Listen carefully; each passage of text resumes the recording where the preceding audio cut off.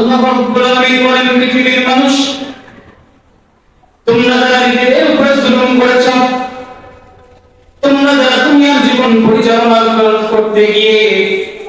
গুনাহের কাজে লিপ্ত হয়েছো, আর তোমরা মনে করতেছো আমাদের এই গুনাহ মনে হয় আল্লাহ মাফ করবেন না। তোমরা যারা পৃথিবীর জমিনে গুনাহ করতে করতে, নিজের উপরে জুলুম করতে করতে এমন একটা ভাব তোমাদের মনে চলে এসেছে যে আল্লাহ মনে হয় আমাদের গুনাহ গুলো ক্ষমা করবেন না, আমাদেরকে মাফ করবেন না। সেই সকল বান্দাদেরকে বলতেছি,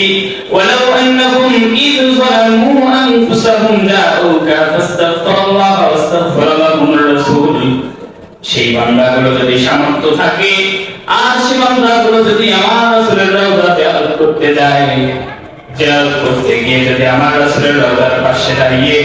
আল্লাহ তাআলার দরবারে ফাস্তাগফারা লাহুমুর রাসূল, আল্লাহ তাআলার নবীর রওজা জিয়ারতের সময় কোন বান্দা যদি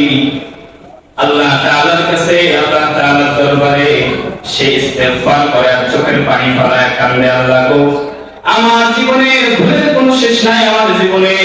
গুনার কোনো শেষ নাই, আমি আপনার দরবারে ছুটে এসেছি। আপনি তো কোরআনুল কারীমের মধ্যে জানাই দিয়েছেন, ওয়ালাউ আন্নাহুম ইয যালামু আনফুসাহুম জাউকা, বান্দারে তোমরা গুনাহ করার পরে, পাপ করার পরে জাহান্নামে যাবা না, পিছনের দিকেও যাবা না, সোজা যদি আমার রাসূলের রওজায় চলে যাও, গিয়ে যদি তোমরা কান্না করতে করতে আমার রাসূলকে, আমার রাসূলের মাধ্যমে আমার কাছে মাফ চাও,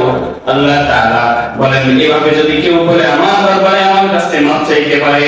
আর ওই সময় যদি আমার রাসূল, আমার নবী আমার দরবারে যদি বলে আল্লাহ গো আমার উম্মত গুনাহগার, আমার দরবারে এসেছে, আপনার দরবারে সে পানা চায়, গুনাহ থেকে মাফ চায়, আল্লাহ গো আপনি আমার উম্মতের গুনাহ মাফ করে দেন।